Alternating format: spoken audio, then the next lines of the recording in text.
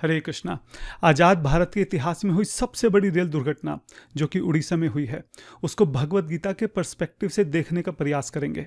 जिन लोगों के घर से कोई ना कोई गया है, उनका दुख बहुत गहरा है। वो चाहकर भी शायद उस दुख को शब्दों में नहीं बता सकते, और हम लोग शायद चाहकर भी उस दुख को समझ नहीं सकते। लेकिन ये बात भी बिल्कुल सच है कि आज इस घड़ी में सभी भारतीय जो हैं वो साथ में मिलकर जो हैं उनकी सहायता कर रहे हैं। मैं देख रहा था कैसे लंबी लंबी लाइनें लगी हुई हैं, लोग अपना ब्लड डोनेट करना चाहते हैं। शरीर से, समय से, पैसे से, जिससे जैसे भी बन पड़ रहा है, सब लोग कंधे से कंधा मिलाकर साथ में मिलकर जो है इस समय का जो है सब मिलकर जो है मुकाबला कर रहे हैं। जो भी वीडियो देख रहे हैं, मेरा उनसे अनुरोध है कि वो कमेंट बॉक्स में हरे कृष्णा या फिर पूरा हरे कृष्णा महामंत्र जो है उन सभी लोगों के लिए लिख सकते हैं जो भी इस दुर्घटना से प्रभावित हुए हैं। कितने लोग जब अपने घर से निकले होंगे, उनको पता नहीं होगा कि आज हम ये अपने घर वालों को आखिरी बार देख रहे हैं।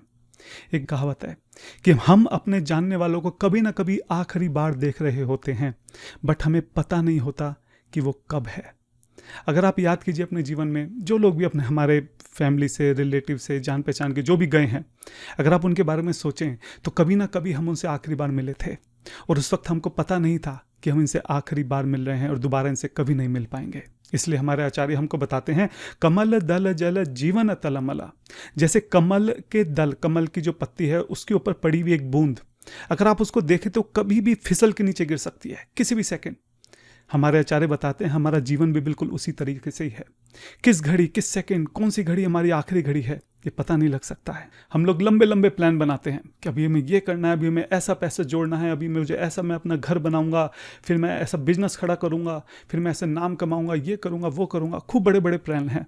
कमल दल जल जीवन तलमला। लेकिन जो जीवन है वो एक क्षण में कब खत्म हो जाए पता नहीं लगता है। भगवद गीता के दूसरे अध्याय के 13वें श्लोक में कृष्ण कहते हैं, देहिनोऽस्मिन् यथा देहे कौमारम यौवनम जरा तथा देहांतर प्राप्तिर धीरस्तत्र न मुह्यति। कृष्ण कहते हैं कि जो शरीर है ये हर एक पल जो है मृत्यु की तरफ धीरे धीरे बढ़ रहा है। हर एक सेकंड जो है हम एक एक कदम जो है मृत्यु की तरफ बढ़ा रहे हैं। पहले हम छोटे थे, धीरे धीरे जवान हुए, धीरे धीरे बूढ़े हो रहे हैं, और अंत में जो है ये शरीर, ये आत्मा जो है इस शरीर को बदल लेती है। लेकिन जब आत्मा शरीर को बदलती है तो हमें बहुत दुख होता है।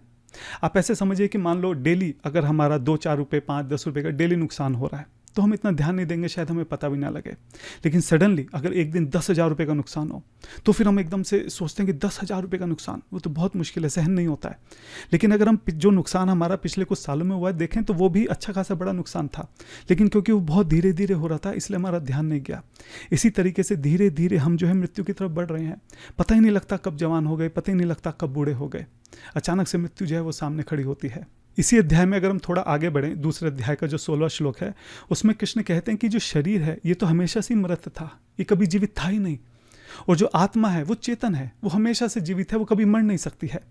क्योंकि ये शरीर जो है इसके अंदर आत्मा है, इसलिए शरीर हमको ऐसा लगता है कि जैसे जीवित है। जैसे मान लो मैंने कुर्ता पहन रखा है, मान लो मैं कुछ ऐसा कोई कपड़ा पहन लेता हूँ, अपने शरीर को पूरा ढक लेता हूँ, आपको मेरे सिर्फ कपड़े दिखाई देंगे। आपको लगेगा, अगर आप मुझे नहीं जानते, आपने मुझे नहीं देखा, आपको लगेगा कि जो कपड़ा है, जिस कपड़े के अंदर मैं हूँ, आपको लगेगा जीवित है। ऐसा नहीं है। जैसे ही मैं उस कपड़े से बाहर निकलूंगा कपड़ा एकदम से नीचे गिर जाएगा, क्योंकि वो मृत है। वो पहले भी मृत था, आज भी है, हमेशा रहेगा।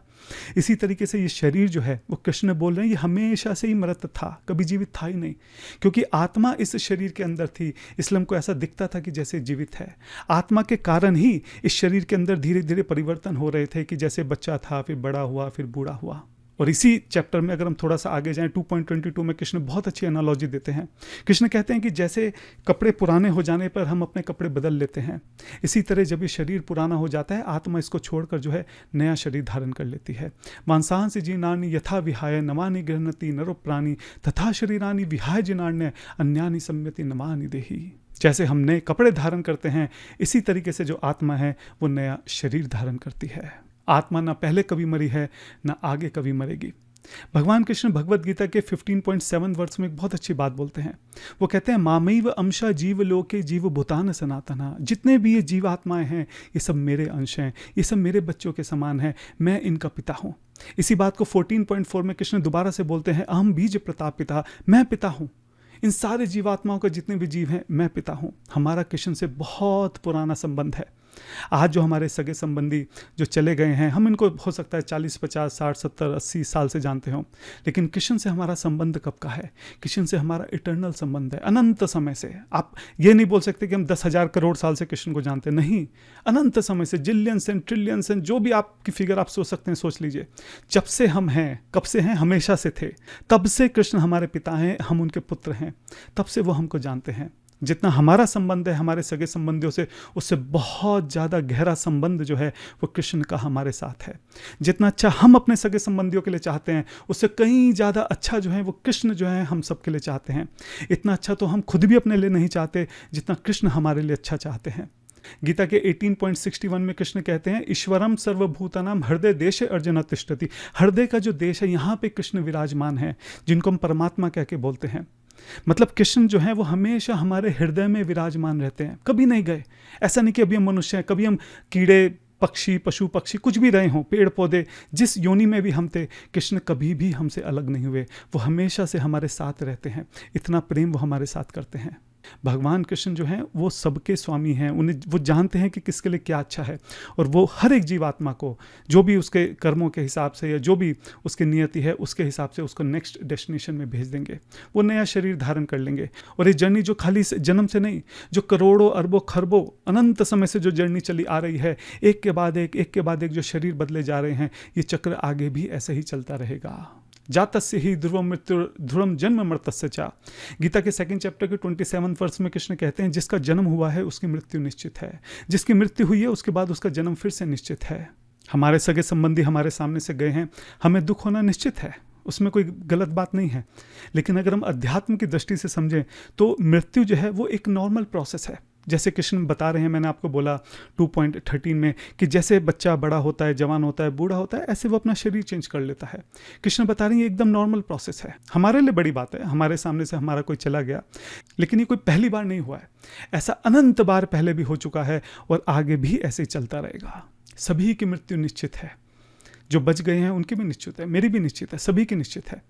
और जिन लोगों को जैसे जाना है वो भी निश्चित है। जो लोग भी आज गए हैं, हमको पता नहीं था, हमको ऐसा लग रहा है कि रेल एक्सीडेंट हुआ और इतने लोग मर गए, लेकिन सबका उतना ही समय निश्चित था। जिसका जितना समय, जहाँ जैसे जिसको जाना है, हर एक चीज़ निश्चित है, उसका जाना तय है, बस हमको पता नहीं होता। हमारे भी जो घर वाले गए हैं उनका निश्चित था, हमको नहीं पता था। हमको ऐसा लगा कि कोई जल्दी चला गया, लेकिन उसको उतना ही जीना था। इसलिए कहीं ना कहीं हमें अपने मन में संतोष करना होगा कि हमारा इतना ही साथ जो है हमारे परिवारजनों के साथ में था। हमको पता नहीं था, पहले भी फिक्स था, इतना ही साथ था। तो फिर क्या इसका कोई सोल्यूशन है? क्या हम हमेशा ऐसे ही जीते रहेंगे, मरते रहेंगे? ये जो पुनरअपि जननम पुनरअपि मरणम की जो साइकिल है, क्या इसको तोड़ा जा सकता है? बिल्कुल तोड़ा जा सकता है। क्या सोल्यूशन है? सोल्यूशन कृष्ण ही बता रहे हैं भगवद गीता में 8वें अध्याय के 16वें श्लोक में। कृष्ण बोलते हैं, आ ब्रह्मा भुवना लोका पुनरावर्तिनो अर्जुना मामोपेत्ते तो कौनते पुनर्जन्म ना विद्यते। भगवान कृष्ण कह रहे हैं, ब्रह्म लोक से लेके पाताल लोक तक, इस पूरे भौतिक जगत में आप कहीं भी चले जाएं, आप स्वर्ग में चले जाएं, नरक में चले जाएं, ब्रह्मा जी के लोक में भी चले जाएं, तो भी आपकी कभी ना कभी मृत्यु निश्चित है। मृत्यु के बाद जन्म निश्चित है। अगर इस साइकिल को तोड़ना है तो कृष्ण क्या बोलते हैं, मामोपेत्ते तो कौनते पुनर्जन्म ना विद्यते। अगर एक बार कोई मेरे पास आ जाता है, भगवान के धाम वापस आ जाता है, तो उसकी कभी मृत्यु नहीं होती। हम जो हैं इस जगत के वासी नहीं हैं, यहाँ पे हम टेम्परेरी हैं। जो आत्मा है उसका जो असली घर है वो हमारा गोलोक धाम है, जहाँ पे भगवान कृष्ण रहते हैं, जहाँ पे सारे गोपी गोपा रहते हैं, वहाँ हमारा अपना परिवार है, वो हमारे अपने हैं। और वहाँ पर जो है जन्म मृत्यु जरा व्याधि जो है, दुख बुढ़ापा जन्म मृत्यु, ये चारों चीज़ें नहीं होती हैं। वहाँ पे हम हमेशा निवास करते हैं। तो एक बार अगर हम अपने घर वापस पहुँच जाएं तो इस दुख से, इस जन्म मृत्यु के चक्कर से हमें हमेशा के लिए छुटकारा मिल सकता है। ठीक है, इतनी बात समझ में आ जाती है कि हम इस भौतिक जगत में हैं और जब तक हम यहाँ पे रहेंगे हमें दुख भोगने पड़ेंगे। हम इस जीवन मृत्यु की जो साइकिल है, जो चक्र है, इसमें बंधे रहेंगे। और इसका सोल्यूशन जो है वो ये है कि हम अपने घर जो है, आध्यात्मिक जगत जो है, गोलोक धाम जो है, हमें वहाँ पे वापस जाना है। लेकिन कैसे जाएं? तरीका क्या है? इसका तरीका भी कृष्ण जो है भगवद गीता में बताते हैं। 4 अध्याय के 9वें श्लोक में कृष्ण बोलते हैं, जन्म कर्म चामे दिव्यम एवं यो वेति तत्वतः त्यक्त्वा देहं पुनर्जन्म नैति माम एति सो अर्जुना। कृष्ण बोल रहे हैं कि जो मुझे जानता है, जो मेरे जन्म को, कर्म को, जो मेरी दिव्य लीलाओं को समझता है, जो मुझसे प्रेम करता है, जो मेरे पास आना चाहता है, वो फिर मेरे पास आ जाता है। उसका पुनर्जन्म नहीं होता, वो हमेशा हमेशा के लिए मेरे पास आ जाता है। और ये बहुत लॉजिकल है। आप सोचिए कि अगर आपको कोई किसी जगह के बारे में बताए, आपको कल कोई बोले कि गोवा कोई घूम के आया और गोवा के बारे में बताए, वहाँ इतने अच्छे अच्छे बीचेस हैं, वहाँ तो ऐसे होता है, वहाँ वैसे होता है, लोग ऐसे करते हैं, वैसे करते हैं, आपका भी मन करेगा अच्छा ऐसा होता है क्या, मैं भी एक बार वहाँ पे जाता हूँ।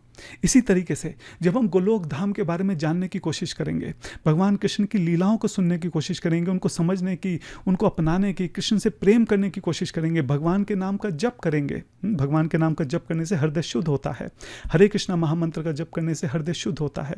हृदय शुद्ध होने से जो हमारे मन में भगवान कृष्ण के लिए प्रेम है वो जागृत होता है। तो जब हम भगवान कृष्ण को जानेंगे, उनसे प्रेम करेंगे, तो हम अपने धाम जो है, भगवान कृष्ण के गोलोक धाम जो है, वहाँ पे वापस जा सकते हैं।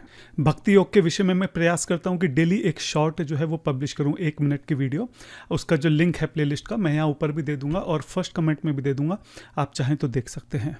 मनुष्य जीवन जो है वह बहुत दुर्लभ है, और इस दुर्लभ मानव जीवन का केवल ही एक लक्ष्य है कि हम समझें कि हम शरीर नहीं हैं, हम आत्मा हैं, हम भगवान श्री कृष्ण के अंश हैं। ये भौतिक जगत में तो हम बहुत टेम्परेरी रह रहे हैं, यहाँ पे दुख भोग रहे हैं, हमें अपने घर वापस जाना है, भगवान कृष्ण के पास जाना है, और सदा हमेशा के लिए हमको जो है उनके पास रहना है। इस बात को समझना, अपने आप को शुद्ध करना, वापस अपने घर जाना, यही मनुष्य जीवन का कर्तव्य है। आज जो लोग हमारे बीच से चले गए, हमें उसका बहुत दुख है, लेकिन ये आज पहली बार नहीं हुआ है। पिछले जन्मों में भी हमारे आसपास के लोग गए होंगे, हमें याद भी नहीं है, अगला जन्म लेंगे ये भी हमको याद नहीं रहेगा। ये जो दुख है ये आज का नहीं है, ये अनंत समय से ऐसे चलता आ रहा है, और अगर इस प्रॉब्लम को सॉल्व नहीं किया गया तो आगे भी ऐसे ही चलता रहेगा। जब हम ट्रेन के ही सफ़र पर जाते हैं तो कई बार लोग आते हैं, साथ में बैठते हैं, एक ही डिब्बे में हमारी उनसे बात होती है, कई बार साथ में खाना पीना होता है, फिर जिसका डेस्टिनेशन आता है वो उतर कर चले जाता है। बिल्कुल इसी तरीके से जो आत्मा है वो एक बहुत लंबे सफ़र पर है, बार बार उसका जन्म होता है, हर बार जन्म होने पर उसको नए नए लोगों से मिलती है, नए नए उसके माँ बाप बनते हैं, बहन भाई, घर परिवार, बंधु बांधव, सब लोग, पूरा परिवार उसको नया मिलता है। लेकिन जिसका जैसे जैसे डेस्टिनेशन आता है वो वैसे वैसे उतरता चला जाता है। ये हमारा घर नहीं है, हम यहाँ पे एक सफ़र पर हैं। हमारा घर तो अपना गोलोक धाम है। खाली भगवद गीता ही नहीं, सारे शास्त्र जो हैं वो एक स्वर में एक ही बात बोल रहे हैं कि हमको अपने घर वापस जाना होगा, उसके लिए हमें भगवान से प्रेम करना होगा, उसके लिए हमें भगवान के बारे में सुनना होगा, बोलना होगा, पढ़ना होगा, भगवान का गुणगान करना होगा, भगवान के नाम का जप करना होगा। जैसे जैसे हम भगवान से प्रेम करने लगेंगे, जैसे जैसे उनको हम जानने लगेंगे, वैसे वैसे जो है हमारे उनको और जानने की उत्कंठा जो है वो बढ़ती चली जाएगी, और जैसे जैसे हमें उनसे बहुत ज़्यादा प्रेम हो जाएगा, भगवान यहाँ से हमको हमेशा के लिए अपने गोलोक धाम वापस बुला लेंगे। और फिर बाद में ये पुनरअपि जननम पुनरअपि मरणम का सफ़र ख़त्म होकर हमेशा से अनंत समय के लिए जो है हम भगवान के दिव्य धाम में उनकी दिव्य लीलाओं के साथ जो है वहाँ पे बहुत आनंद से हमेशा हमेशा के लिए वहाँ पर रहेंगे। अंत में सभी पुण्य आत्माएं जिनका निधन हुआ है, मैं भगवान से प्रार्थना करता हूं कि उनकी आत्मा को शांति दें, उनको सद्गति दें, और जितने भी परिवार वाले हैं उन सब को जो है शक्ति दें, ताकि वो इस मुश्किल घड़ी का जो है सामना कर सकें। हरे कृष्णा।